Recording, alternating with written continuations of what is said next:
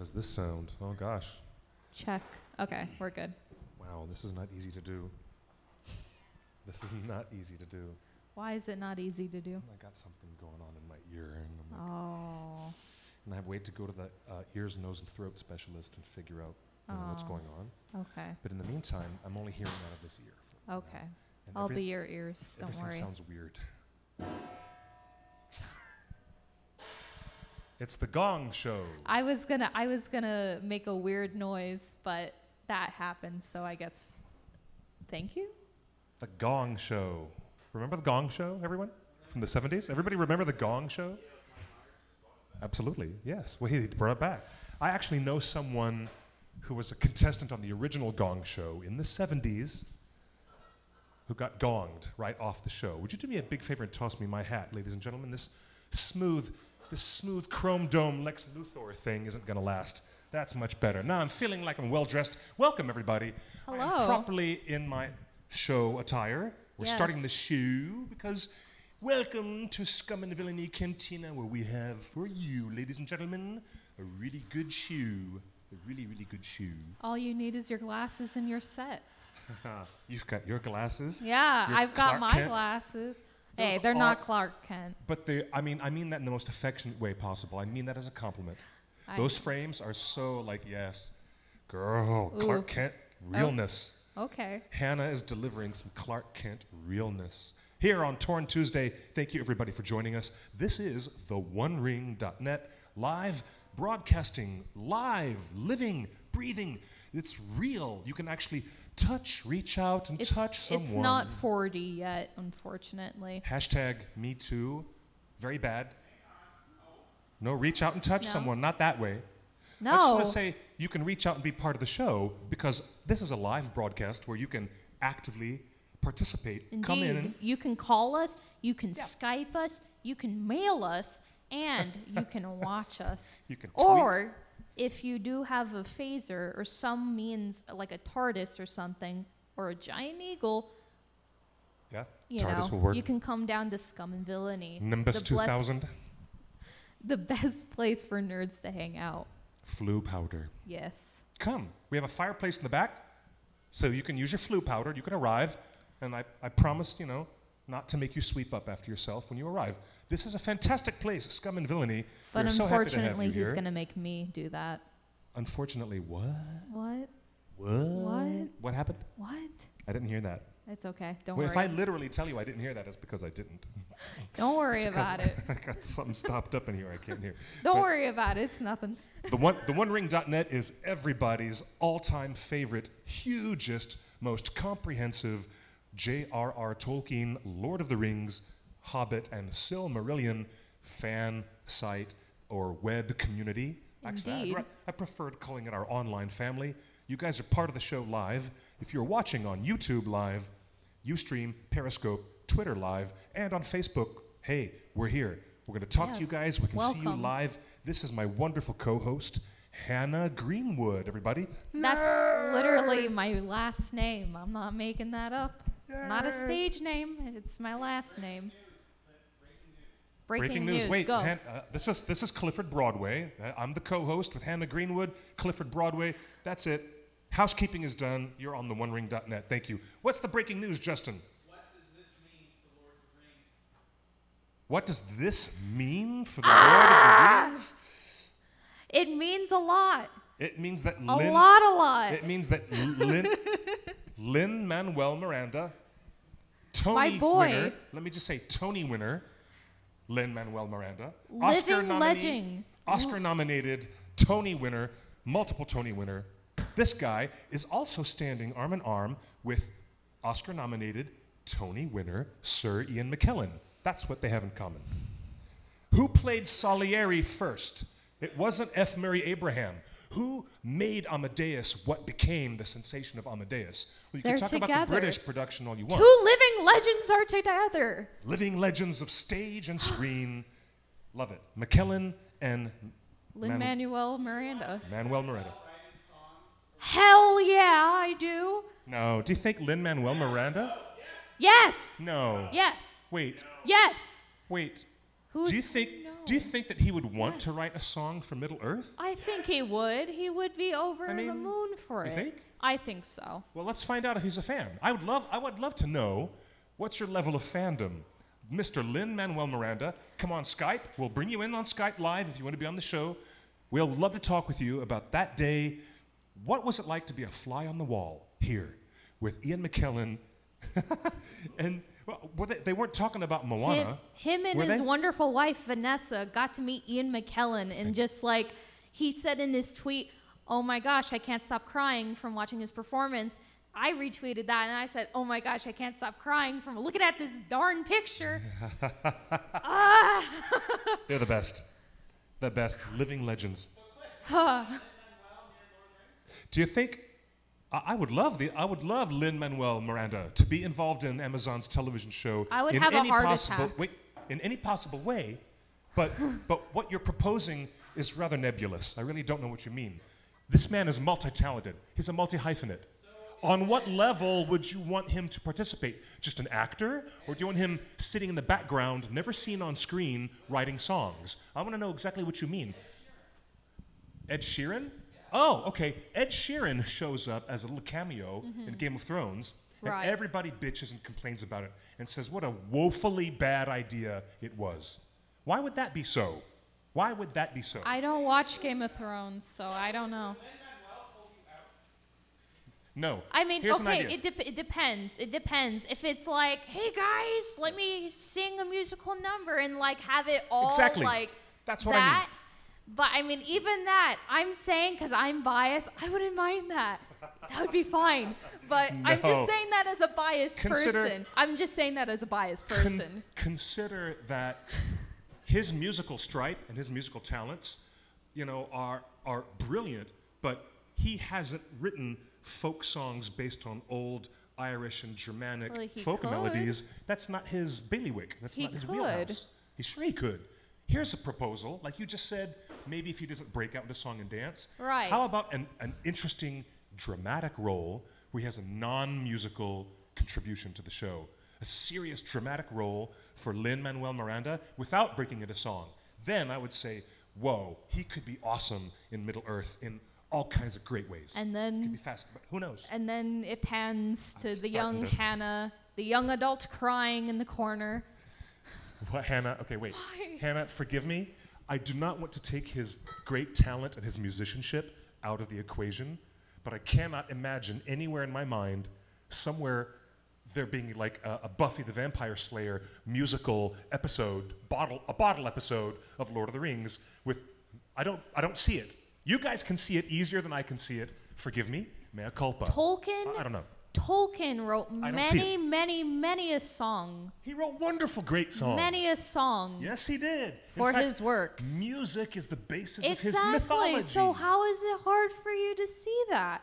I could see that easily. I mean, not like grand, you know. The whole let's keep a serious tone to this entire show, and then for one bottle episode, let's branch off and do a Xena or a Buffy musical episode. No, I'm not saying that. Like, it seems so tonally out of place with what the Lord of the Rings could be. Right. We have from the audience live. What? But in the Hobbit, they still have that one scene where they're all sitting at the table and Bilbo has all the dwarves come over. Yeah. And they still do their song and dance.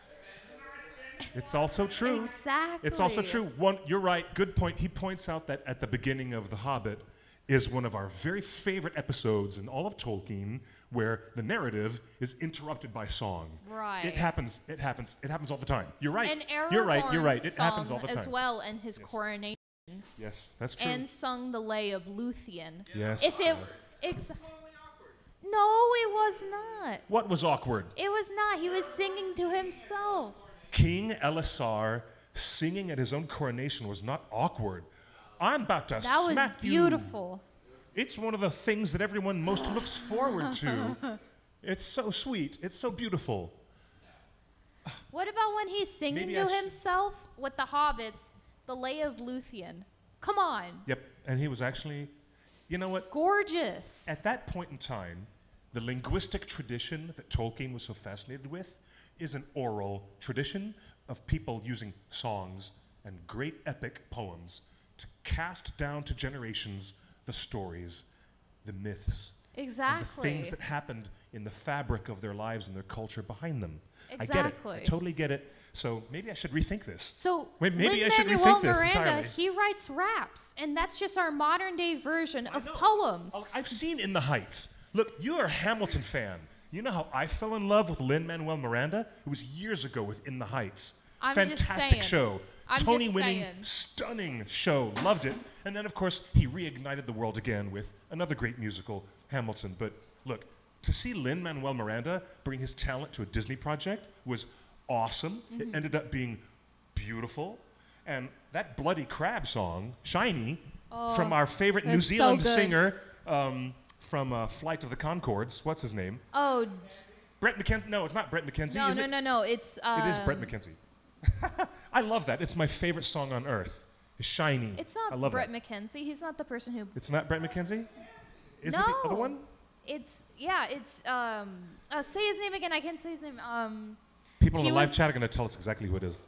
That's hilarious. He was in What We Do in the Shadows as Vadislav. Okay, look, I'm Yeah. really bad, but you know what? These two gentlemen are not interchangeable. It's not like you say The Odd Couple and you instantly think that Walter Matthau and Jack Lemmon are interchangeable and you forget their names. I'm sorry, it's not like that. It's totally No. not like that. And in honor of Neil Simon, I'm taking my hat off in... Yes. Yeah. That's right. Clemens, that's right. Jeremy Clemens, thank you. Jeremy, forgive me, Jeremy. But anyways, yeah, we'll give a moment for Neil Simon, the great American playwright. He's up there partying with David. I was and giving Prince him and everybody. a moment, and you interrupted that moment. That was the moment. Hey, speaking of moments, speaking of song and dance and reasons we should sing, guess whose birthday it is? Oh, right. I don't know. No, I'm just kidding. It's our boy. Happy birthday, Billy Boyd. It's and our boy. this is a very important birthday. Yes, it is. I know. How Yes. old was Bilbo when he left his house? 50? How old was Frodo when he left his house? Probably about 50, I think. He was 50. Yes, 50 exact. Well, Yeah. that's right. Billy Boyd is 50 today. And Gandalf was gone for 17 years before Gandalf came back with more information about the ring in Does it- Shadow of the Past. Cliff, is Billy the oldest Hobbit He is. as Yes. an actor? Happy half a century to you, Billy Boyd. Congratulations, sir. Yes. Happy birthday. 50th birthday. Thank you for bringing smiles and laughs to everybody around us. I'd like to say personally, thank you very much for your role as Peregrine and your, I'm sorry, I'm losing the words, Bee Cake Band. It Bee Cake is impacted- awesome. It is. It impacted me a lot when I was younger and still does today. So if you're watching this, thank you very much for helping me get through a lot of things. Yeah. Wow. Happy birthday, happy half a century to you, Mr. Boyd. Many continued blessings to you, brother in arms. Did you see what I tweeted on the Twitterverse? You have to put, Oh, no, that's cute. No, but you should. Someone else tweeted that. That was Pipsgay, one of our that's wonderful people. wonderful. Oh my gosh, that's a regular in our chat room who just met Billy on the Aw. eve of his birthday. Very recently. Yes, that's right. Hashtag why did I leave the Shire? That's awesome. That's Kaylin Griffin. Thank you, Kay, for that adorable picture from your Instagram. We regrammed it. No, you should take a look, Justin, at what I just tweeted about 10 minutes before the show started, 15 minutes before showtime. Okay. A birthday wish for Billy Boyd. You know what? He's an exceptional fellow. His wife, she's extraordinary. You want to learn yoga? Go to her. When you're in Scotland, she runs a yoga studio. Fantastic. Huh. Very successful family.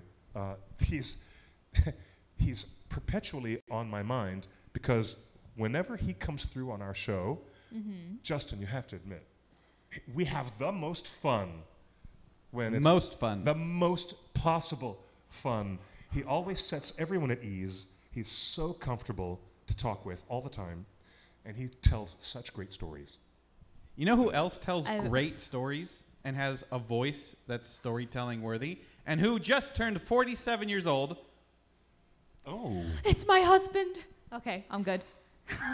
a very important dwarf, There he is, Thorin Look at him. Oakenshield. sharp as ever.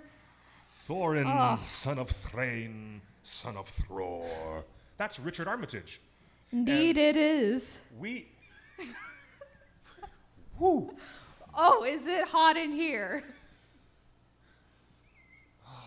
Mama.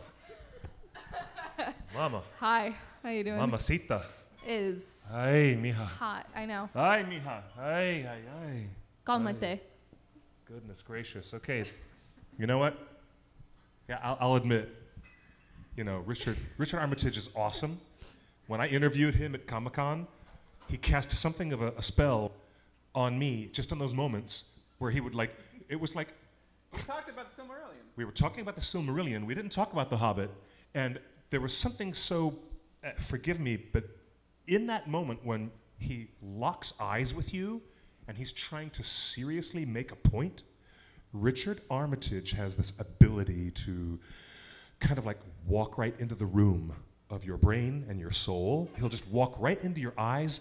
He'll like he's moving in. He's like, hey, this is my place now. Richard Armitage will just Exactly. go right inside There's your like literally mind. when you meet him and then when you In your look brain. up at him, even if you're like It's short he's like looking me, right through you. Like, he looks oh right my through gosh. you. He's amazing. But there are no thoughts in your mind. It's only Richard. You're It's- just like, it's because of the potency of his style of communication, if anything. And he Is knows. that what the chat says? I'm The telling you. potency of his speaking It's style? I'm telling you. oh heck is- yeah, Stephanie. It's Yes, not, hey he guys, is hot. look, I'm a guy, and I'm telling you, even though Richard Armitage, bless his heart, he's really sexy, but he's not my type. But He is it's my not- type. He's your type, Hannah. Oh. But when he looks at you and he's talking to you, he has this I ability die. to really like, woo, like into while he's talking to Exactly. you. And I kind of almost like fell in there a little bit listening to him talk at the interview. He's captivating. He really is. Exactly. Yes. He's the Oh. only But for slightly song- different reasons for you, Hannah. But that's okay too. Richard Hey. Armitage is the only singer I approve of in The Lord of the Rings. Who? When he sings Far Over the Misty Mountains in The Hobbit, I think Yeah. that is probably top five moments in all Lord of the Rings movies. There's I something. would have to agree. Yeah, there's something about Richard's voice and him singing an ancient dwarven song, which for him is like a fully loaded emotional space about his father and his grandfather. That's really good As stuff. someone who It's grew really up good. with It's the good. book and then coming of age when the animated show came out, did you ever anticipate getting a feature film, high budget, theatrical singing of that song? No. In fact, that's why the first Hobbit film is the best of the three. It's Indeed. because of those opening moments in the film. As much as people want to say, oh, we were hanging around in Bag End for 45 minutes before But we were got- having a good time. we were having the best possible time. Exactly. And it was the best part that was most like the book. Exactly. Like the book. So Like- I think it was the best. Like I want to say, not only I'm gonna go like on a tangent talking about Richard here, but I just need to say this. But Do it. like, it's not only that I find Richard incredibly attractive. I mean, like he's literally like a role model to me. Meow meow. Very much like a role model to me, because it's just like him Do, as a do person. role models have to be attractive, or is that just an extra part of the package? Oh, that's just an extra part. That's just an extra part. okay. Hey, quit giving me a hard time. But but I mean, like him just as a person and just like his personality, he just cares so much about his fans. And it's like when you talk to him, it's like he's listening to you and only you. If somebody comes up to him and like tries to tap him on the shoulder, he's like, no, you know? Yeah. That, and then just like him as an actor, every role that I've seen him in, it's like he disappears. It's crazy. Yeah, that's what they said. It's, I mean, it's crazy. He's the like, other actors would not go near him while he was in Thorin mode. yeah, exactly. In between takes, when he was preparing for something. Yeah. In fact, when I was on location, visiting the set, behind the scenes, it's very, very nice to meet you, Evangeline Lilly. So friendly, super agreeable, even though she was about to go, shoot an action sequence. And she was bubbly and friendly. But when you've got Richard Armitage getting ready to go shoot anything, especially a battle sequence, he's off by himself. Yeah, he would And the- isolate And himself the just to get production into assistants that will tell mind. you, don't go near him. The other people will say, you better give Richard his space. While he's over there, Exactly. he's like in it, and there's this heat coming off of the top of his head. It's just amazing yeah. to me. I Yeah, mean, I like, saw it. I saw even it. as Guy of Gisborne, like, I like Richard and, like, everything Yeah. that he does. But I I mean, remember like, that. even Guy of Gisborne, it's like, he's so slimy, but I want to like him at the same time. But he's like a chameleon. He's like David Bowie, who is another role model to me. But that's a different story. But I mean, it's just him as a person. It's just him as a person and him as an actor is just crazy. He's a profoundly talented and profoundly kind man. And Yeah, that's we're my done rant. standing. This is not the Richard Armitage hour. We're done standing. Hey, but I'm just thanks. saying. Happy birthday, Richard. Now, I'm just saying. okay. I'm gonna drop my mic. She's like, I'm just saying. I'm just saying. All right. Hey, welcome to the live chat. It's so good to see all you lovely people. Christina, Gerardo, there's Gilvan, and over in the YouTube chat we have, hey, Margaret, welcome aboard. Oh, I see Pete. Do Hiya, any Pete. of you ladies like the Odo Proudfoot type of guy? Yes. The guy who's got anybody who puts his feet up on the table is a friend of mine. Anybody who can be that much of a hobbit and stick their open bare feet on the dinner table, dude, you're my kind of friend. Totally my kind of friend. I love Hey, it. Cliff, I love what about the big news this week? It's very hobbity. The big news, the ultimate crossover we've all been waiting for years. The big news, not the big news that Billy Boyd turned 50. Oh, holy Toledo, that is the biggest news. Indeed, The it biggest is. news. Do you know what? That is an actual Lord of the Rings character actor that has This is joined Star Wars. the first connection, a very direct 1 degree of Kevin Bacon. Do you know who between that is, Hannah? Yeah, Lord of that the is Rings the and voice Star Wars. of C-3PO, Anthony Daniels. Yep. That's right, Anthony Daniels, who played Legolas in Ralph Bakshi's animated Lord of the Rings from the Now- United Artists release. When did Lord of the Rings come out, animated? 78, When did Star Wars come out? 77. How long does it take to make animated films?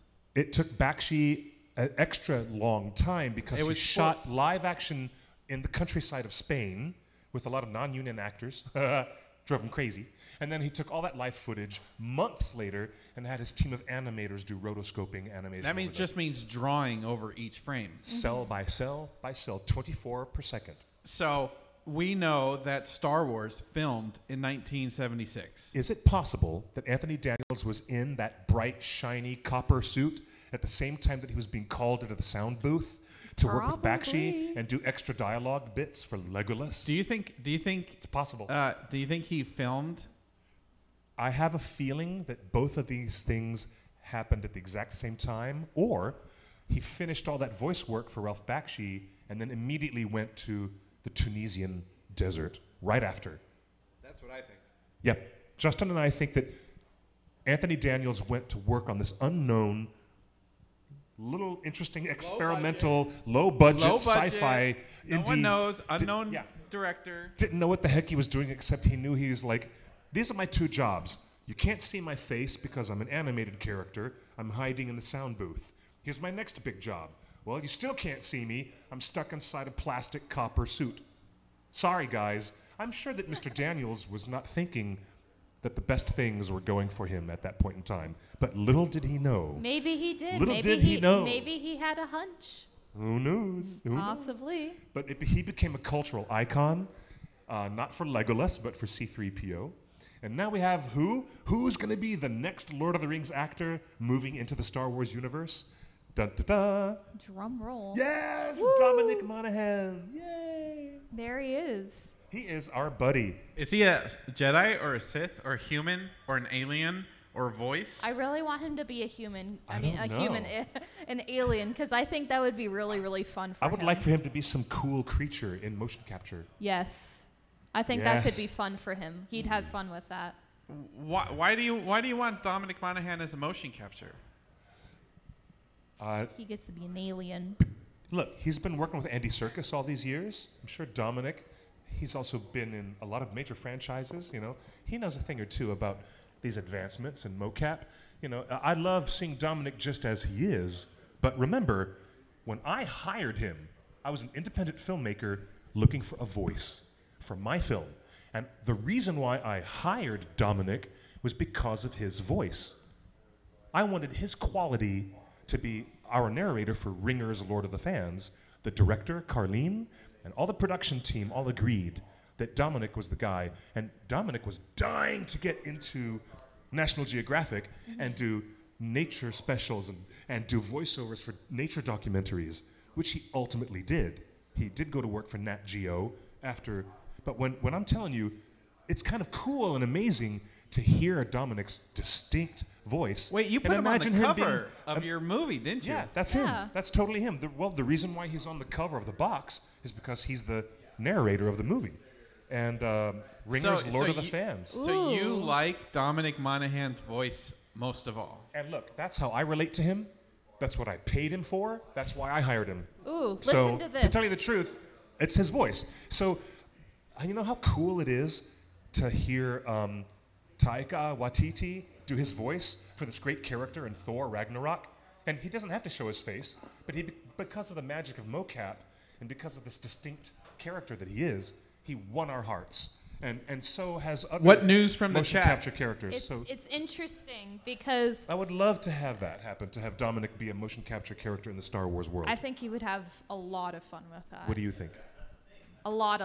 But it's interesting. I'm going to say what I think, but it's interesting. In the chat, Susie Davis says, kind of want Dom to be evil. And then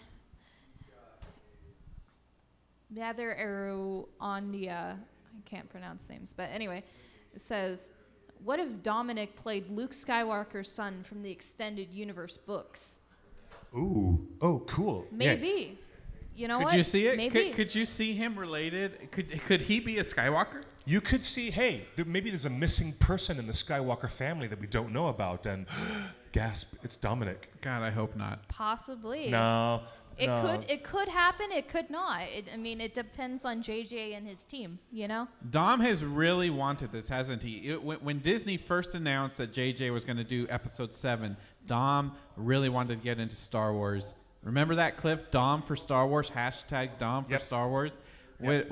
We made every effort with JJ, with Rian Johnson to get him into Star Wars, and it's taken 3 years. It's actually worked. The voice of the fans.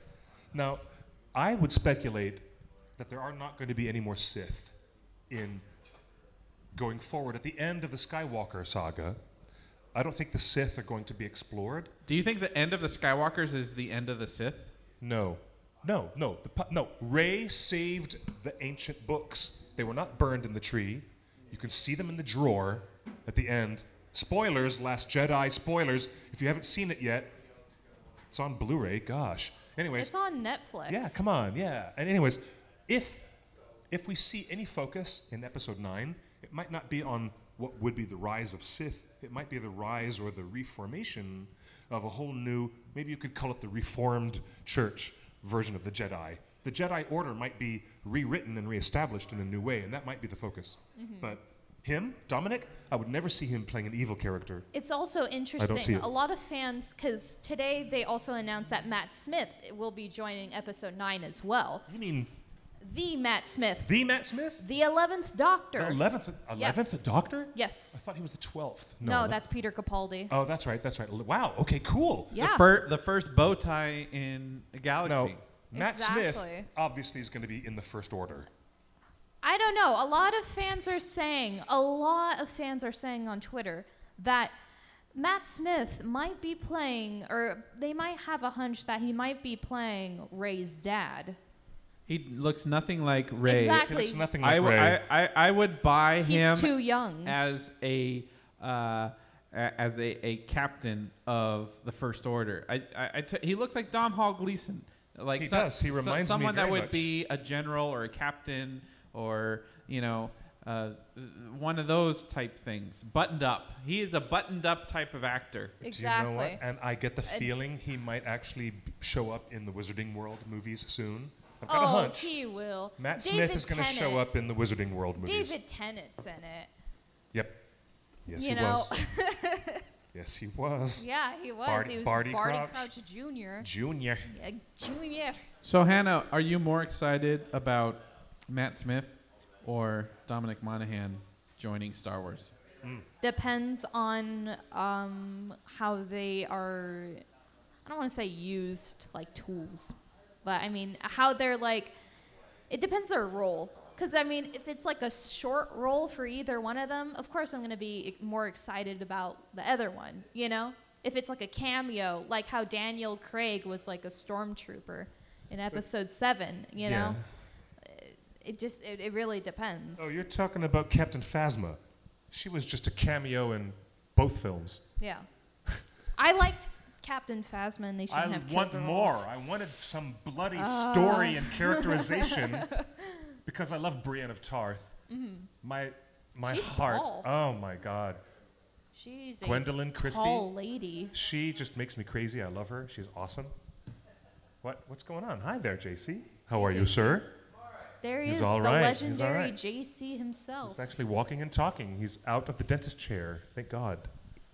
Thank God. I was So- going to do that Steve Martin number from Little Shop of Horrors. I was going to see how much JC appreciated all the dentist jokes in that song. Oh, no. But then I decided against it. Don't I thought be that would be rather Oren. unwise. Don't be Oren. Huh? Don't be Oren. Did you know that Little Shop of Horrors, that stage musical with Rick Moranis and Ellen Greene and everybody who was in it, that was what Alan Menken and Howard Ashman worked on right before going to the Disney studios to write the music for The Little Mermaid. That's interesting. I did believe not know their that. next project after the film version, which was directed by Frank Oz. That's right, the puppeteer who operated Yoda and did the voice of Yoda. Frank Oz directed all those actors and Steve Martin in Little Shop of Horrors. And then those two songwriters immediately jumped into the Disney bandwagon and wrote The Little Mermaid. So I did not deep know cuts. that. Yeah, people don't understand. You can come here to our show. You're going to get Disney nerds, Star Wars nerds, Harry Potter nerds, And nerds. and some hardcore Lord of the Rings, Tolkien nerds. Hashtag nerd. Deep cuts. Indeed. So that's what we're here for, deep cuts. But I'm not interested in seeing something happen with Dominic Monaghan showing up on screen, and he only gets 2 minutes. Exactly. Like what happened to, our girl, Gwendolyn Christie. Yeah. She barely, as Phasma, she barely has a few minutes of total screen And she time. was. I thought she was a good character. Some people are like, "Oh, she was just a Boba Fett ripoff." I don't know. I liked her. Could have been a great character if there was more stuff going on. She had the a character. lot of promise. But no, she didn't have much characterization or dialogue. But hey, that's right, Jared. Just rereading Fellowship of the Ring. Oh, you just finished it. Excellent. Very good. What'd you think of it, Jared? Tell us. We're gonna Hey. scroll up on the Facebook chat. Hey, and by the way, there's a hotline, and I haven't heard my phone going off. But if you guys want to send us a live message, please, floating above our head in this little graphic, you'll notice the numbers 53064 Frodo. FRODO. For Frodo. For Frodo. So send us a text. Call Hey, in. You can be live on the air. Speaking of calling in and talking to people, Yeah. look what happened today over at Sideshow Collectibles. Graham McTavish did an in-depth interview with Sideshow all about all of the characters he's played, Oh, super cool. including Dwalin and what else is he in? He's Castlevania. in Castlevania as Dracula. I love me some Oh, Castlevania. it's so good. I cannot wait until the next season. Yeah, I hope they have a lot of good episodes. I've just been finishing up watching Voltron on Netflix. It is outstanding. Castlevania is going to get even better as they bring us more and more of that. Thank you, Netflix, for So spending some good good. money on anime that we like, So good. or American-produced anime, whatever. So but- You know who else is in good stuff. Castlevania? Oh, hey, Richard hey. Armitage. What? Hey, guess what? Ask and you shall receive. I'm gonna get you live on the air. Hey, you are live on theonering.net. How you doing? What's your name? Hey, Cliff, it's me, Chris. How's it going from Story to Screen? That's our wonderful friend Chris, who just set up that sideshow interview that went exceedingly well with Graham McTavish. Hey, when you're done with him, put him in a box, send him our way. We can interview him too. Me? Oh, I haven't haven't interviewed him, actually. I have not interviewed Graham McTavish, actually. Awesome. Wow. How are you, Chris? How are you doing tonight? Oh, man, I just got out of work, and I'm just popping in to watch your show, and I'm getting ready to shoot the rest of my short film, Tad the American Dream, pretty soon. Sorry, little side note right there. So. Oh, wow. How cool. Wow. A little short film you're working on? That's pretty cool. Yes, I've been working on it for a little while. Actually, we've shot for the past couple months. We've had to do it like in certain blocks of filming because the actors are so busy and my cameraman. And we're only down to just a couple more days of filming. And we hope to have it ready to go by the end of the year, hopefully. Wow. Chris, congratulations. That's very intriguing. Hannah, ask him. You're the young filmmaker. What you got going on in that brain of yours? All right. Well, since you said you had a few more days of shooting, how stressful is that for you? It's been. What was that question again? I didn't hear you very well. Oh. Were you asking a question? Oh, sorry. I was saying, you said you had a few more days of shooting, and I would imagine that would be pretty stressful. Is it like? I'm trying to think of the words, but you get what I'm trying to say. It's the lead up. Actually, you know what? The lead up to the shoot, which I'll share that story sometime in the future, was just enormously stressful for me. And that's a story I'll share another time in another place, actually. But no, I just wanted to kind of chime in a little bit and talk to you guys a little bit about the Star Wars Episode 9 casting news. That's something first of all, congratulations, Dominic Monaghan and Matt Smith. So hopefully we can get David Tennant in there for some. Yes. But I have to ask you guys something. I want to believe that they're playing like, they said that the term that they've been throwing around is key roles, okay? They said key roles. But I have to ask, with this in the hands of J.J. Abrams, you know, as much as I hate to say this, I'm not expecting very much from them. I agree with you, Cliff. I hope it's more than just 2 minutes, but I'm not expecting it to be. Because I think with where we're going with Episode 9, especially it being the finale to this 9-part saga, I don't know what they're going to contribute in the sense of, like, you know, the Force. I don't see them being Force characters. I don't see them being vital in that area, unfortunately. I think Matt Smith is going to play something, probably First Order type of role. I don't know. I mean, it's up for speculation, but I don't think they're going to be as significant roles as we're led to believe. You know what I mean? Especially if we're talking about J.J. Abrams here. Right.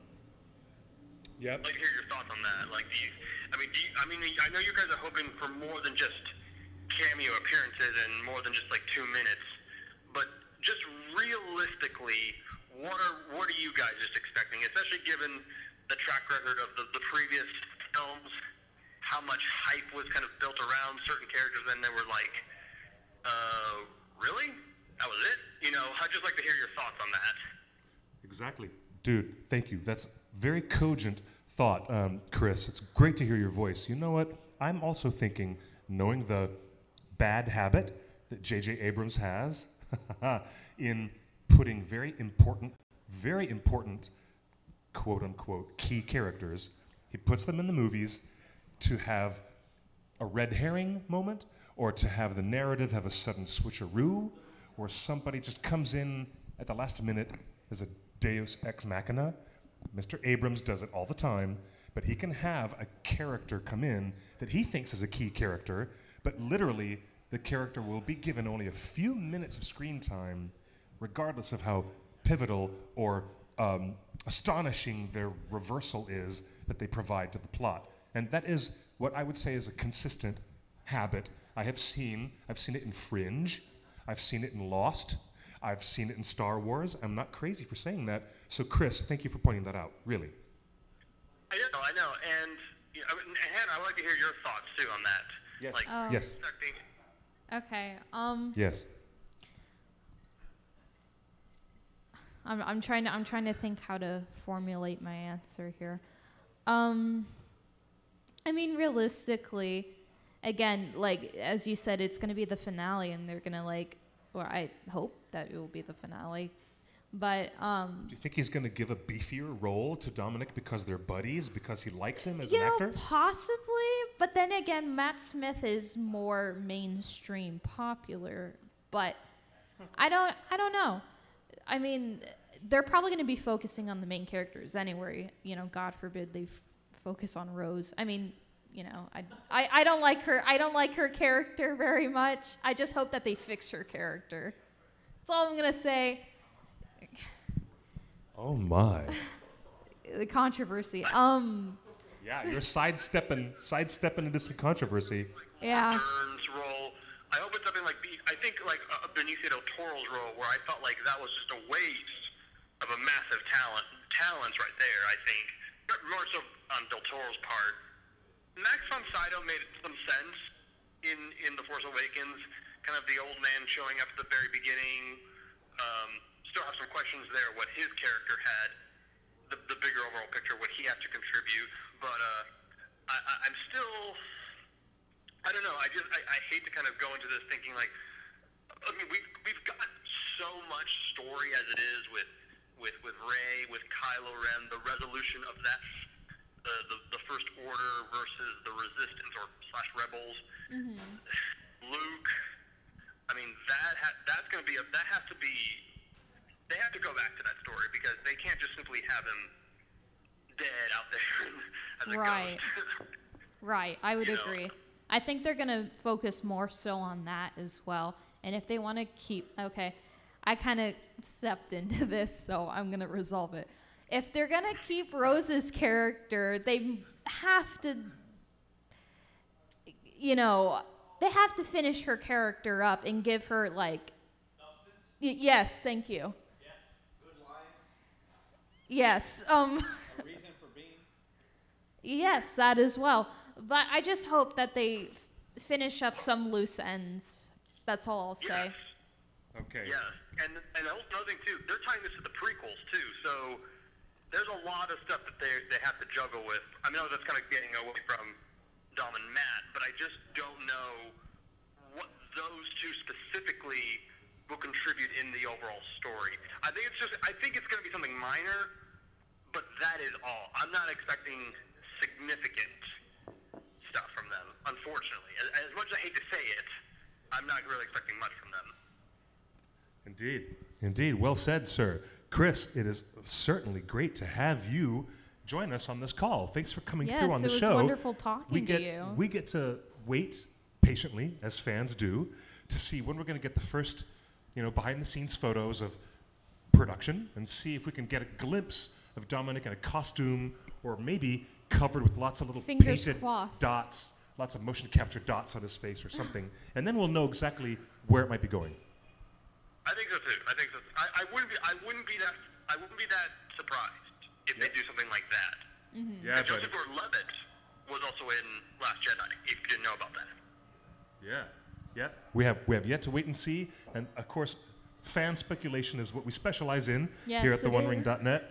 It's so good, and good luck, sir, on the remaining days of your shoot on your short film. Yes. Looking forward to updates on that, sir. Hopefully everything will go well. Just follow up, if you don't mind. Follow us on Story to Screen Movie Review podcast, and you'll see some photos and the latest updates on the production there.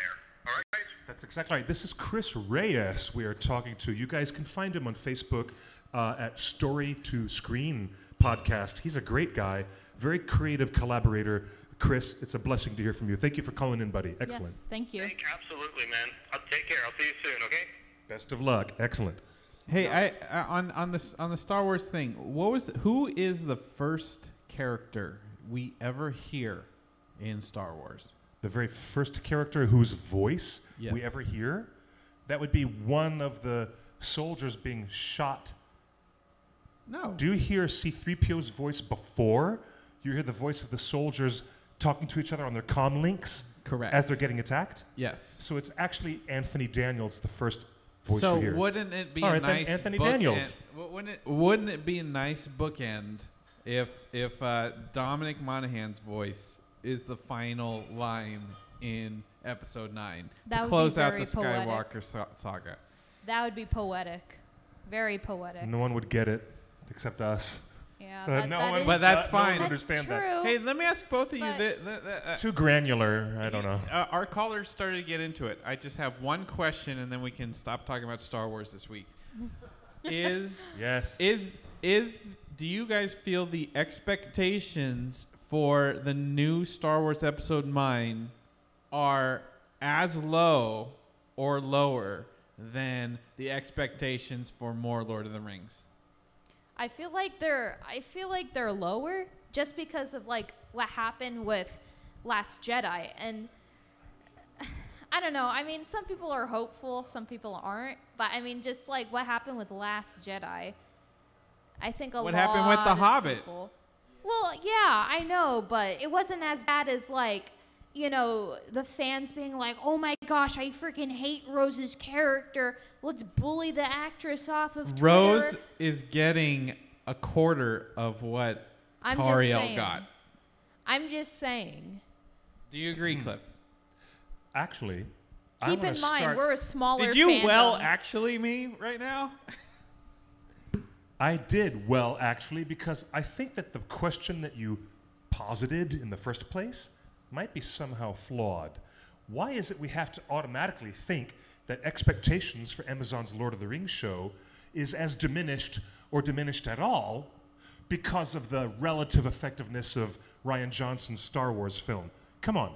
I think they might be exclusive of one another in this regard. I think when we talk to you guys on the OneRing.net and we say this new show is not going to be an echo chamber of the battle, you know, the war of the ring, and they're not going to retread the story of what we're familiar with in the Lord of the Rings. Right. They're going to give us seasons of exploration into all the worlds and historical incidents that are in the appendix or appendices. And when you tell any of the fans that, they get excited. They instantly get more enthused because they're like, oh, wow, we're going to check out stuff that Tolkien wrote about but has never been adapted. Yeah, and never like been even visualized. Jez Hunt says Star Wars fans are way more savage than Tolkien fans, which I agree. They are.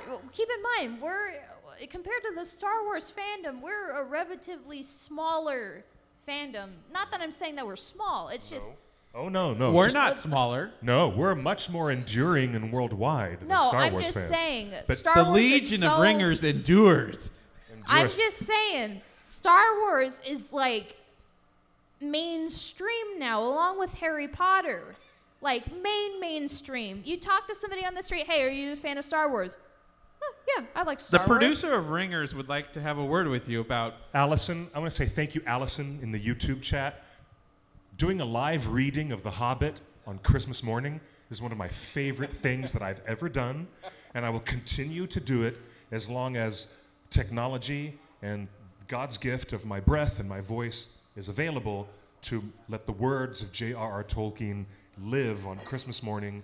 I love reading The Hobbit live. It's a live stream event that I look forward to. Thank you for saying that, Allison. Now, back to the point. Sorry.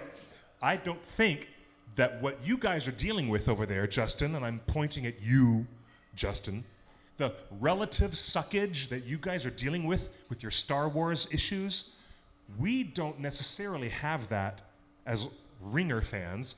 Just because The Hobbit was, to many, underwhelming, just because The Hobbit did not always satisfy the itch that we have, it doesn't mean that going forward we're anywhere near naturally pessimistic Yeah, or would exactly. fall into that slant over Right. what Amazon is about to do.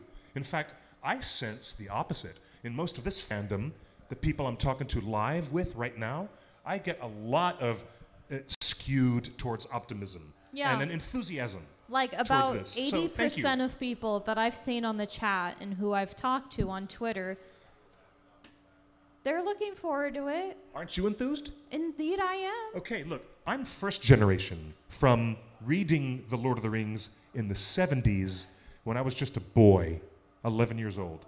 You are newest generation Lord of the Rings fan, brought into this visually because of Peter Jackson's 6 films. Yes. Then you discovered Tolkien's language, right? Is that how that worked in order? I was about okay, if we're being really technical right here, Yeah. I was 2 when I was introduced to Lord of the Rings and anything Tolkien. 2 years old.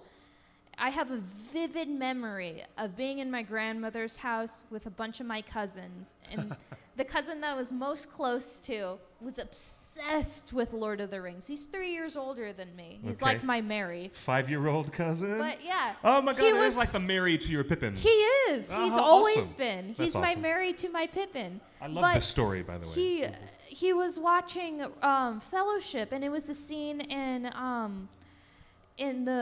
Balin's tomb when the cave troll was like going around and then like screamed at roared at Frodo. Yeah. My cousin has an action figure of the cave troll.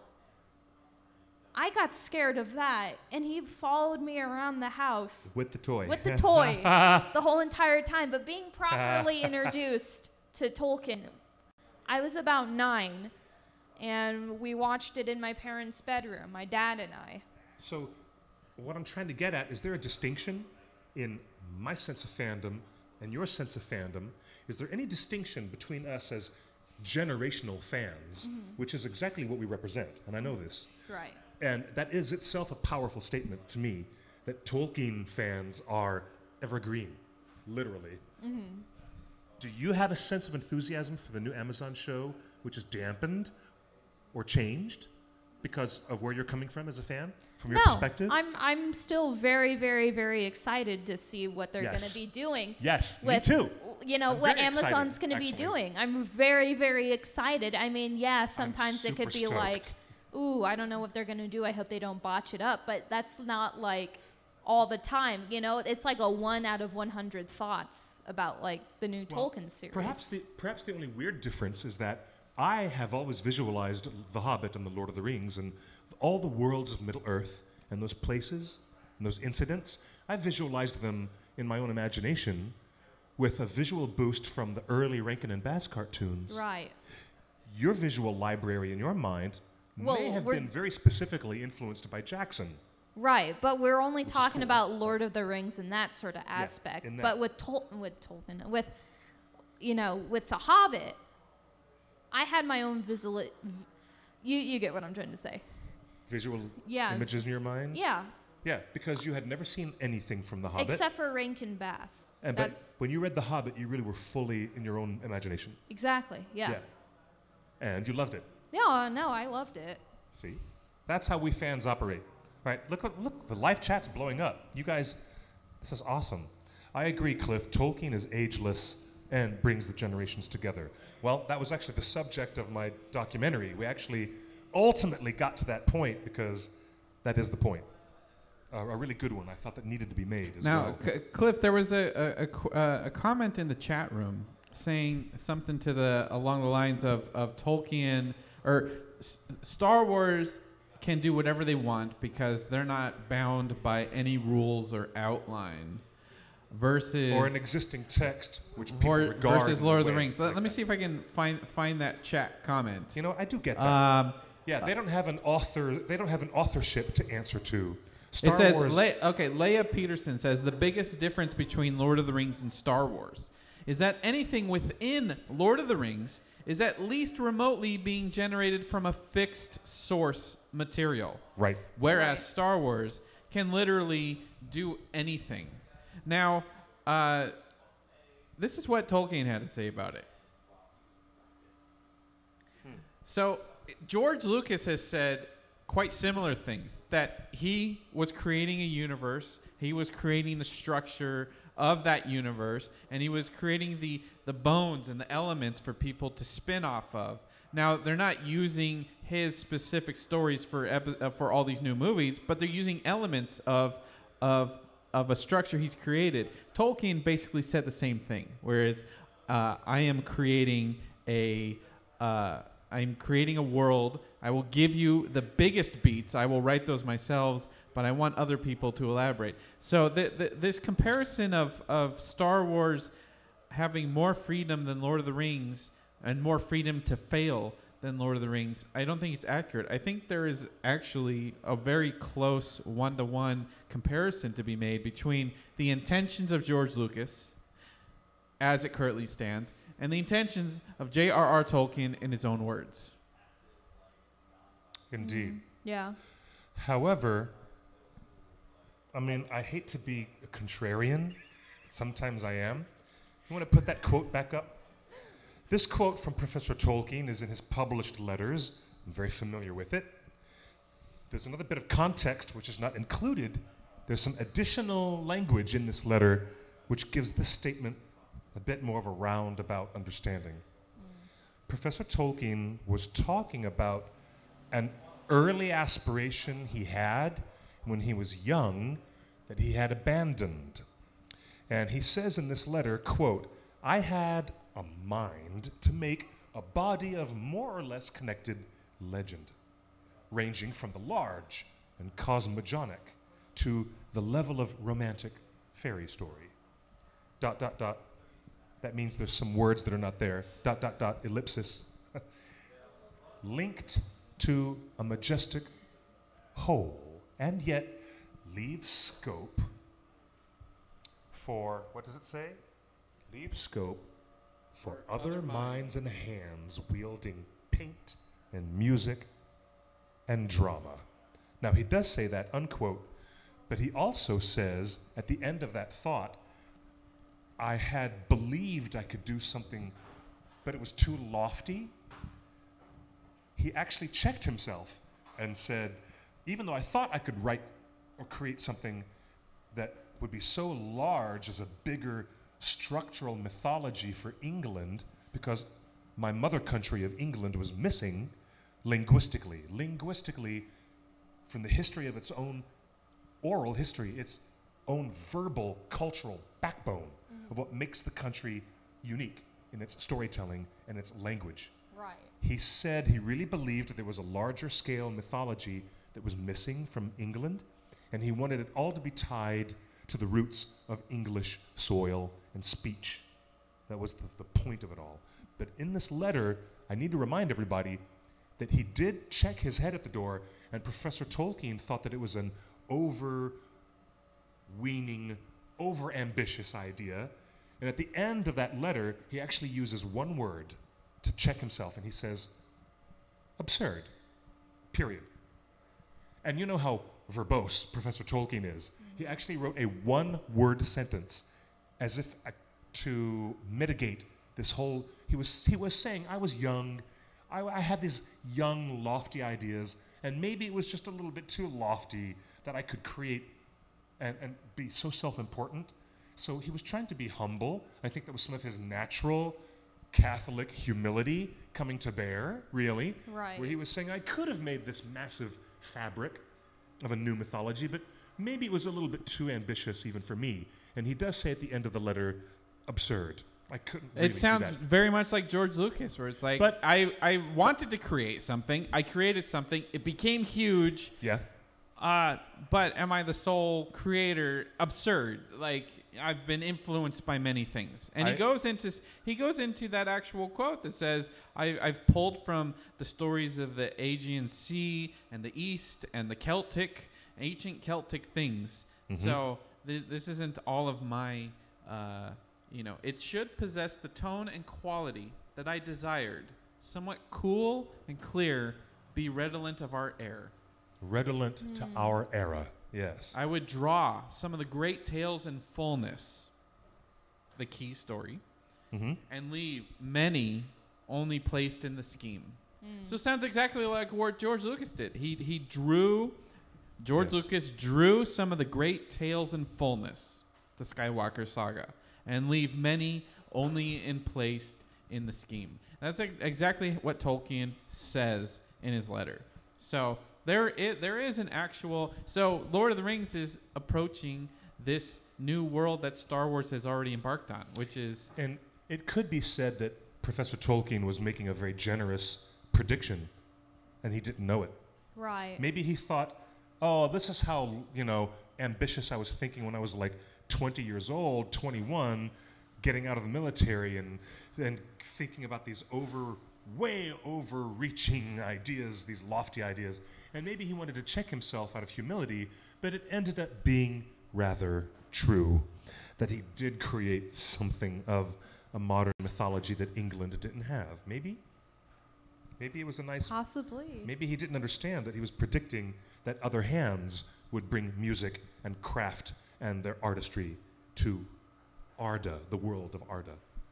And maybe he might be, in the afterlife, I actually easily visualize Professor Tolkien up there, like really laughing and having a good smile and a good chuckle at the artistry and the amazing broad amount of artists and people who've been motivated to create artworks based on his artwork. That's a good thought. I do imagine him being very pleased at how enthusiastically artists take their creative hand inspired by his world. I'm sure he's tickled pink to no end at that. I'm sure it's fantastic. Oh, wow. Hey, we got our live audience coming in. Excellent. Yes. Now, Cliff, moving on. Because, I wanted to just to give a program note, here at Scum and Villainy, we're also getting ready for Fat Man on Batman, which will be Mr. Kevin Smith's show coming up very soon. Yes. In the next couple of hours. That's later this evening? He's looking great, isn't he? He is looking He is. quite svelte. Yes. He's looking quite svelte these days. Hi, everybody. Good to see you. This is a program reminder. You are watching theonering.net. This is Torn Tuesday with Hannah Greenwood. Hi. And Clifford Broadway, myself. And over there behind the scenes, Justin Sewell, The our little producer. man behind the curtain. Justin's ghost. Yeah. Well, Cliff, I'm wanted waiting to. for your green smoke to go. No, I'm blow not up. the Green Goblin, but I wanted to take a moment to go through the history. The Wizard of Oz was not the of Green Bilbo. Goblin, but God. Now, Okay. where is this Bilbo from? This is not Bilbo. You're looking That's at Frodo. Frodo. This is Frodo, depicted by Ralph Bakshi's artists in the 1978 film. Yes. And where is this one from? Now this is It's Bilbo, Rain Basque. not Frodo. That is the Bilbo Baggins, designed and created by the artists working for Rankin Bass. They were a Japanese studio. Many of these artists were breakaway talent who went to work for Studio Ghibli after they worked on a lot of products for Rankin Bass, including Thundercats television episodes in the 80s and The Return of the King and The Hobbit that you're looking at now. Did you say Thundercats? You were talking about Topcraft. Indeed. The studio was Topcraft. And Rankin and Bass would cook up all these stories and write the scripts in their offices in New York City. Then they would go to visit Japan, meet the animators, and they would create all the stop motion animation for Rudolph the Red-Nosed Reindeer and The Year Without a Santa Claus, and of course many, many other classics. And then that's where you saw that Bilbo. So do you like this Baggins or do you like that No relation Baggins? between that Baggins and that Baggins, by the Well, way. there is a relation. No, these artists are completely different. One is I know. Ralph Bakshi, and the other is Rankin and Bass. They're completely different. This is Ralph Bakshi. This is Rankin and Bass. Which is one do you correct. like better? Which one do I like better? Yeah. Which Baggins do you like better? Are you talking about art style? Yeah, art style, portrayal. From a design perspective, I love Ralph Bakshi's designs. Oh, so you like this one? Yeah, I do. I love Ralph Bakshi's designs. However, when it comes to the Rankin and Bass Hobbit, it is probably the most effective 92-minute adaptation of The Hobbit that has ever been. Hannah, Attempted. which one do you like? Do you like Rankin and Bass or do you like Ralph Bakshi? Well, again, from a design standpoint, I enjoy. Oh, you're gonna make me answer, huh? Yeah, you have to answer. Okay, from a design standpoint, I would probably say Ralph Bashki. This one. Yeah, Okay. but So what do you think of this one? kill it with fire. Did you write "Kill It with Fire"? Was that you on the Instagram who wrote "Kill It"? Because there were a lot I of people. never wrote "kill it with There fire." were a lot of people on Excuse that. you. It wasn't me. No. It wasn't you.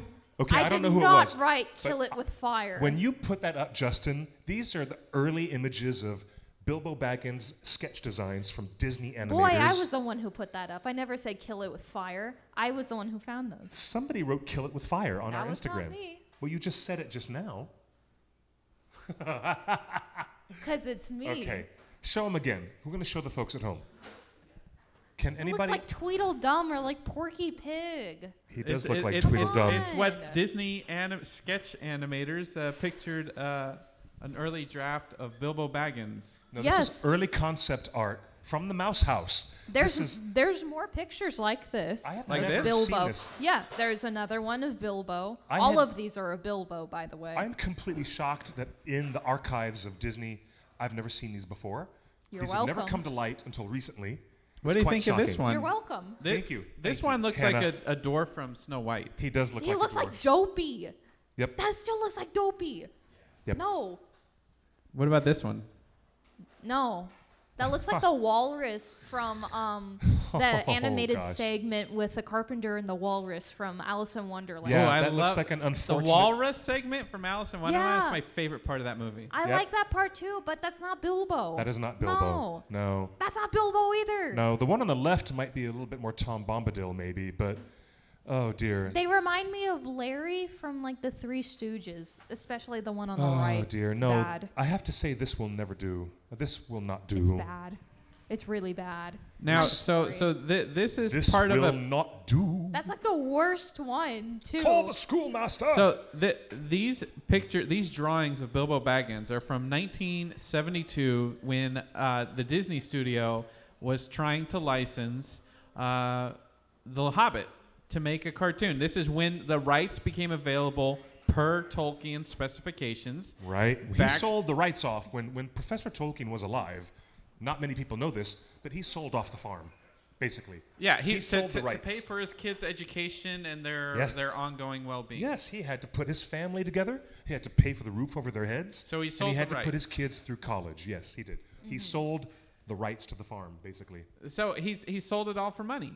That's fine. Yeah. It's okay. Actually, Yeah. the chapter in his biography is called Cash or Kudos. And he had to make a choice whether to continue to take praise, for the publishing, or to actually just sell the rights and just get it. So anything someone that else the run with it. family does as far as doing a $1 billion TV show is true to Tolkien. Well, in this new deal that the Tolkien family has with Amazon, evidently they have some creative bounce back where they can actually stop the studio from producing something which is not close enough to Tolkien's original. So They do have some creative power there, which is part of the contract which has never happened before. It's not like this has ever been seen There- before in a modern, massive $500 million intellectual property deal. they have some creative bit control. unusual. So as part of this package that just came up for auction, it's a official Disney Studio sketches of Bilbo Baggins as part of a pitch package to get the rights. Who else was trying to get the rights? At the time, the rights for the Lord of the Rings were available, and the Beatles were very, very interested. Yes, they were. Yeah, we talked It about was that in the interesting. documentary film Ringers. We actually talk about the fact that John Lennon wanted to be He Gollum. He wanted to be Gollum. Wanted to be and then Gollum. Paul McCartney wanted to be Gandalf. No, he was gonna be Frodo. Frodo. George Harrison was going to be Gandalf, And then Ringo was going to be Sam. and Ringo was going to be Right, Sam. yeah, I'm yeah. not sure, but it boils down something like that. Right. Apple Films, which was the production shingle as a separate part of Apple Music, not to be confused with the Steve Jobs company that is existing today, but back then, all the Beatles business was represented by the Apple record label. And Apple Films was trying to get Tolkien, and he was like, Would it I have don't want looked like anything to do with that. Yellow Submarine? Was that the Probably. art style? I think it would have. Probably. So compare the Yellow Submarine art style to Ralph Bakshi's art style to Rankin and Bass's art style to Disney art style. They're all legit in their own way, but very different. The Beatles were not going to approach it as an animated film, though. That's where you're wrong. They were going to make it live action. Oh. Yeah. Well, for the sake of the argument, if it was animated, I think it's very reminiscent of the Bashki style because, like, if you look at his other films, like Cool World or Fritz the Cat, Yeah. you know, God forbid, but still a good film. But you know, it's very similar to those. Indeed. What about Borman? Everyone in the chat room is talking about the Borman script. Yeah, well, of course. That was also talked about in the documentary. I was just about to get to that. John Borman wanted to pick up where the Beatles left off. Who's that? John Borman is the famous English director who made Excalibur in the late 80s. And because he could not succeed in getting the rights to make The Lord of the Rings, John Borman decided to get Nicole Williamson, a young, very young Patrick Stewart, and also a young Liam Neeson, with Morgana, played by none other than an extraordinarily beautiful and powerful, talented young actress. Can you guess who she was? Can you guess? Nope. I kind of want to say Kate Blanchett, but I'm... No. Yeah. Dame Helen Mirren. Ah. So before Helen Mirren was Dame Helen Mirren, she was playing Morgana in the King Arthur epic fantasy, sword and sorcery epic Excalibur. So yeah, John Borman, that script that John Borman had going around, he worked on it for a very, very long time. I have always wanted to see it for myself. I've always wanted to read that, but I've never had the chance to get my hands on a copy. Now this is... Oh, go ahead. I was going to say that this art style that Disney was going to pitch Tolkien with, it's not representative of the final product. This is just early sketches. That's right. So these, when you say that looks like the character from Alice in Wonderland, and this one looks like Dopey, you know, something like this. But what movie was Disney working on at the exact moment in time that they were pitching this to Tolkien? 1972. What movie was Disney working on? I want to say Black Cauldron. No? No, that was No? many years later. No. Walt died before production on The Jungle Book was complete, and The Jungle Book was released in 1969. So Walt Disney himself had already passed on by the time The Jungle Book was released. And in fact, the studio went into turmoil, and they were uncertain whether they had a future at all, and they were quite uncertain whether they should even bother to release the movie. They weren't sure that the audiences would respond to it at all. And The Jungle Book has, since then, since its release, made $285 million against its original $6.8 million budget. Right. So it's been one of the most ridiculously lucrative films, so they didn't have anything to worry about. Right after The Jungle Book, and then the studio wasn't sure if they should make any more animated films at all.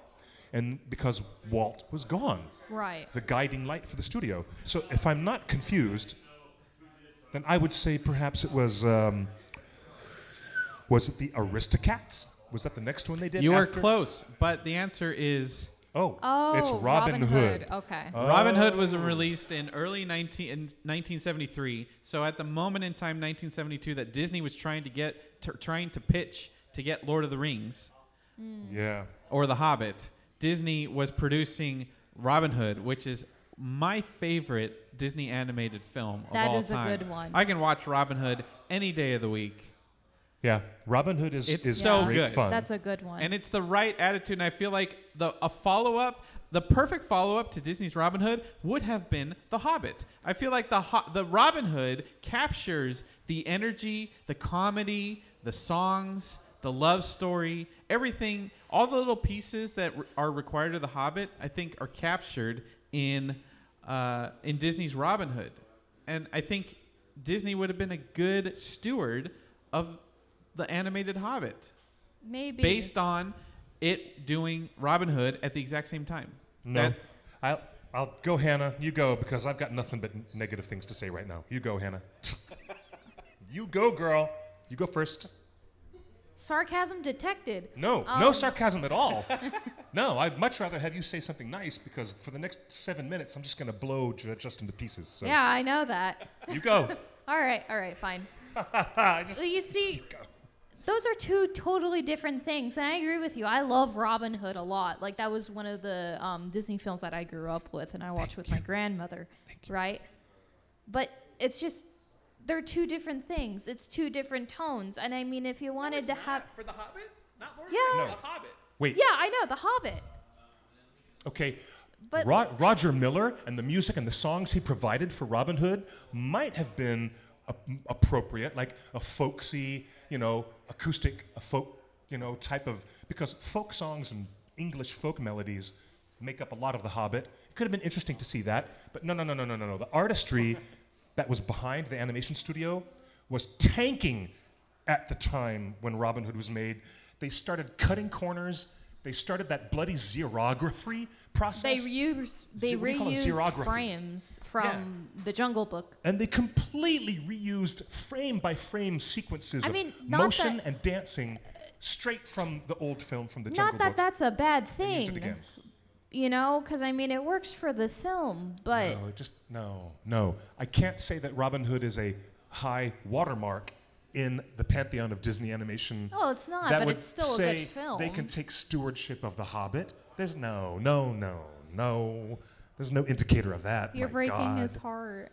Aw. All right, no insulting. But hey, if you took a look at years later, You don't think Robin Hood and later- Little John walking through the forest is very Hobbit and Dwarves-esque? No. Well, no, I don't. No. You really don't want It's Disney too, touching it's this, too do you? jolly. It's No. too Too jolly. jolly. What The Hobbit is a jolly old It fellow. is. It is a. But the It way is that jolly. It's just not Disney jolly. It's like Ralph Bakshi jolly. Yeah, they get it. they get it. Look, Get it. Disney Studios had already established a history of pilfering famous folklore and tales from Scandinavia and Northern Europe. What do you think Tolkien And got his inspiration from? He pilfered Scandinavia. Mucking about. So Professor Tolkien Okay, did I not wouldn't use like the word what he saw pilferling. Disney doing to those Grimm's fairy tales and those legends of ancient Europe and turning them into Disney fluff. They were transformed way differently than what those stories were originally. Tolkien didn't like it, and he didn't want Disney going anywhere near his stuff. So you're telling me Period. this Rankin and Bass animated TV special, The Hobbit, was less Was jolly. acceptable. Was acceptable. Fully acceptable. In fact, it was quite good. Yes. Do you know why? Not because of the weirdness of the Japanese animators making these weird designs of Bilbo, where he looks like a buck-toothed frog. It's not because of that. The reason why is because of the adaptation, the storytelling, and the voice actors. You had Otto Preminger, one of the greatest directors of all time. You had John Huston, one of the greatest actors of all time. And you had brother Theodore doing the weirdest, creepiest Gollum that would only be blown away decades later by what we couldn't recognize was the brilliance of Andy Serkis until we saw the brilliance of Andy Serkis. But what you had in 1977 in that little animated 90-minute, 96-minute thing that Rankin and Bass did, it was probably the pearl in their crown of television animated feature films because they won the Peabody Award because The Hobbit was so good in the 70s. And any other adaptation of The Hobbit since then has been, unfortunately, compared to it because of the success of that screenplay. I'm done. I'm sorry, but bucktooth frog. No, I'm just messing with you. No, I love this guy. I just love to give him a talking down every now and then. Okay, seriously. Sorry, now the rest of the audience is like, what the F? You really Clifford, don't think what happened? as Gosh. dark as the Black Cauldron ended up being, you Hey. really don't think Disney had it in them to do Tolkien right? The Black Cauldron didn't come till years later because it was the only thing they could license from a British author of popular fantasy. Disney couldn't get their hands on anything else. It was Miyazaki who adapted The Borrowers years and years later with Studio Ghibli. He wrote that screenplay. Disney didn't touch The Borrowers. What else? Howl's Moving Castle, another great British children's lit classic. Howl's Moving Castle, Disney never got near it. But they got their hands on the Chronicles of Prydain, and you wouldn't believe me, but it's true. Just about a year and a half ago, Disney renewed their license for all 5 books, The Black Cauldron, The Drawing of the Three, Tehran Wanderer, and they might even make a massive TV series out of it. We don't know what they're going to do next. A buck-toothed frog. It was. Bilbo looked like a buck-toothed frog. I'm sorry. But at least they got the songs right. They got the songs very good in that movie. I think I'm going to lay down for a little bit. Did you see The Black Cauldron? Who hasn't? It's kind of a mess, but it is gorgeous to look at, isn't it? Yeah, it is nice to look at. That's about it. What? Hey, live on the YouTube chat. If Disney hadn't died, I wonder if he would have traveled to England to pitch his ideas to Professor Tolkien. And then maybe Tom Hanks would have starred in Saving Mr. Baggins instead. That would Funny. be pretty funny. I don't know about that. Well, speaking of art, there's other stuff happening this week as our buddy Alan Lee is doing a autograph tour for the new Fall of Gondolin. Indeed he is. So Mr. he's Alan at Lee. Oxford this Friday. So Alan Lee signing at Oxford, a J.R.R. Tolkien book. I got That it. is something not to be missed. It is the final book from Tolkien's son, and who knows how many more books will be published and illustrated by Alan Lee. This is one to go visit. I am greatly envious. Anybody want to buy I wish he would me a come to plane LA. ticket? Like bring Alan Lee and John Howe to LA and let them do signings like all over California. That would be amazing. That would be Oh, man. wonderful. Anybody want to buy me a plane ticket so I can go? Yeah. No takers? Wait, you just spent your money flying to New Zealand and back. Yeah, and I'm saving the rest of my money so I can go back and work there, my boy. Fabulous. All right. Yeah. So, you want the detour to England? Get the flu powder. Hey, JC, have you got that fireplace working in the back of the house yet? Because we're going to use our flu powder and go to Oxford. Mr. Alan Lee has the quietest voice that you've ever met when you're talking to him, and you have to lean in real closely to hear the softness and the specificity of him talking about pencils and the way the wind rippled on the water. And he's just such a gentle soul. And when you talk to him, you realize his energy is dialed down, way down. He's brilliant. He's one of my favorite people to talk to. But if it's a loud place or something, or a party, you will not be able to hear a word he can say. You have to get him in like a book signing or a quiet place like that to talk to him. He's quite talented. And you know what? Mr. Alan Lee and John Howe, they were hired by Peter Jackson because they were directly influenced by Ralph Bakshi's original cinematic version of The Lord of the Rings way back when. It's all connected. Such a long time ago. That's right. Oh, Well, come on. Don't make me feel that old, Speaking Hannah. of God. signings, this week is Dragon Con in Atlanta. We'll be there. So will Peter S. Beagle. Speaking of all these animated. Oh, wow. Lord of Peter the Beagle Rings. in Did Dragon Con? What did he do? Well, he wrote the screenplay for Ralph Bakshi's Lord of the Rings. Oh, there you go. Well, he rewrote it. He did a big script doctor job on Plus, that. he wrote The Last Unicorn, one of my favorite books in hey. animated movies. Anybody, talk to us about the staying power of the animated version of The Last Unicorn. Anybody? Yes? Yes? Approval? Yeah? Total approval. Yeah. Brilliant. Christopher Lee. They're all clapping right now. You just can't hear them. Love that movie. Yeah, I love The Last Unicorn. That is so amazing. that movie makes me cry. Angela Lansbury, Mia Farrow cannot sing, but she tries. Gamely. She gives it the old college try. I mean, if you want to call it that, then sure.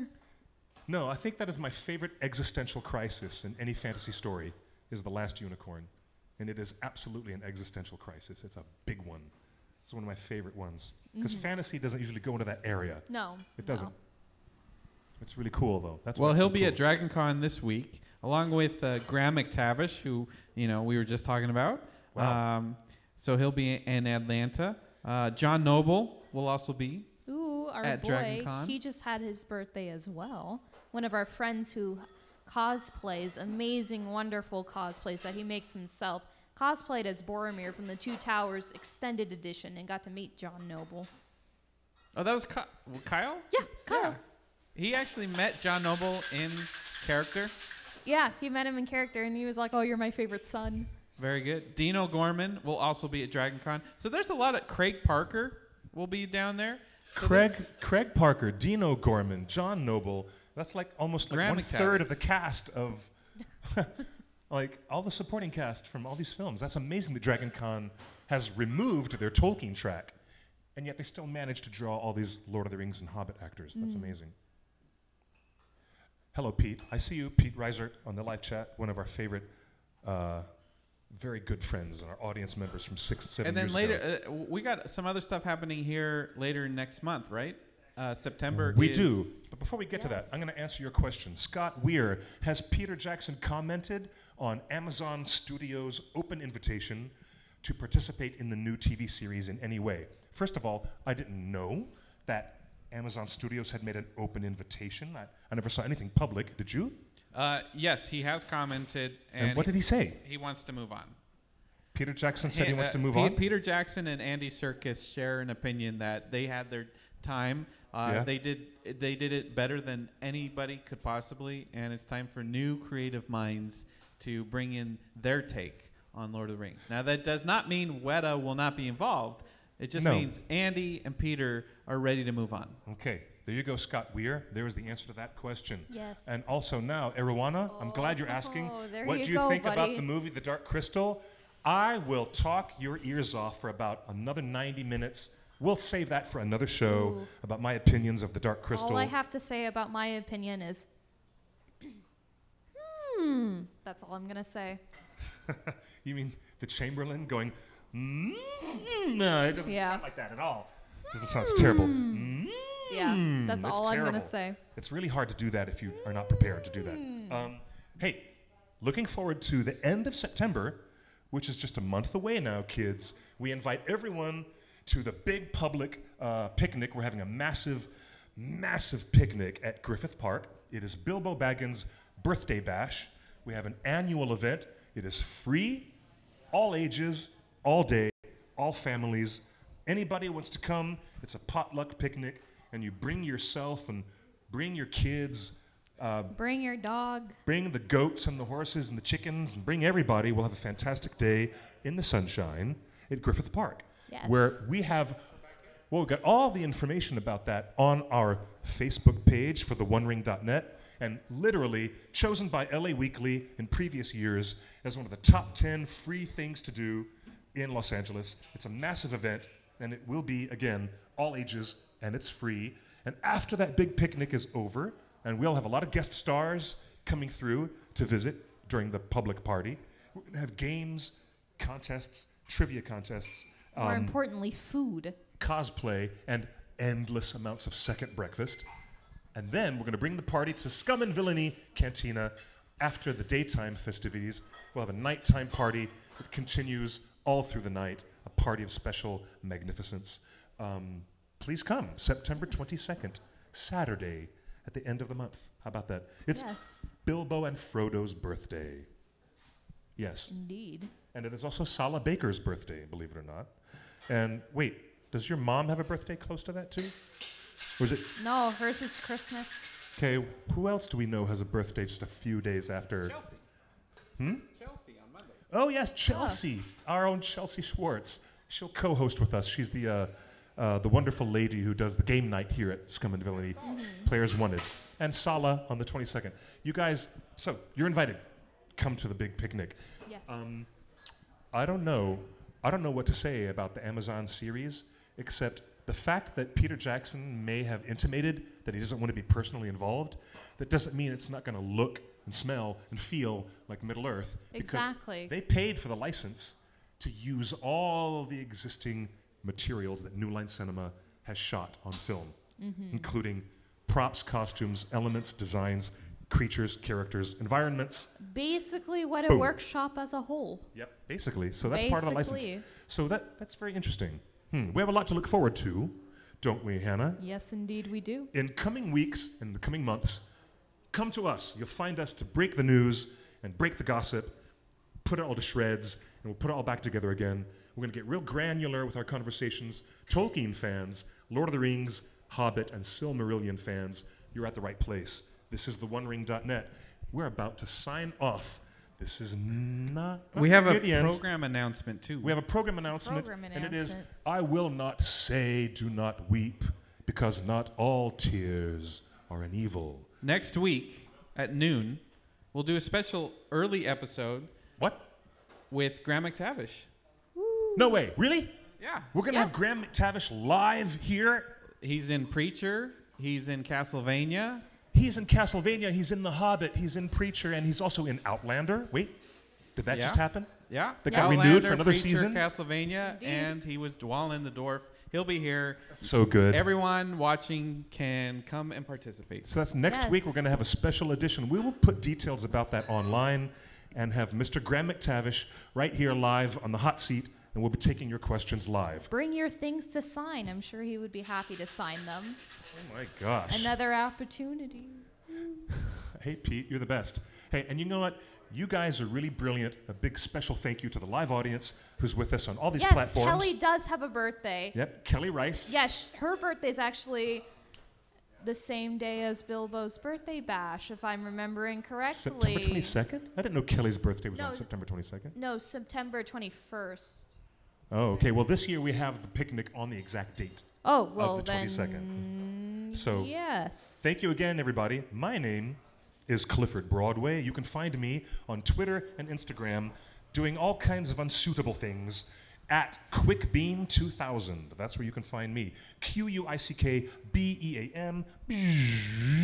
Where do they find you? You can find me crying in a bathtub about dwarves at God. on Twitter as Cimmerillion28 and on Instagram as Baggins is here. Baggins is here. Yeah. And Justin, you'll find Justin online somewhere. Justin's big idea. He's Floating got some brilliant around. ideas every now and then.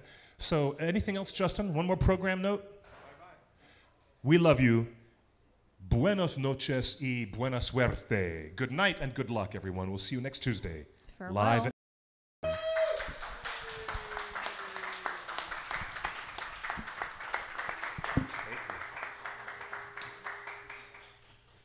Awesome. Oh, guys, you guys are awesome. Thank you. That was lovely. Lovely.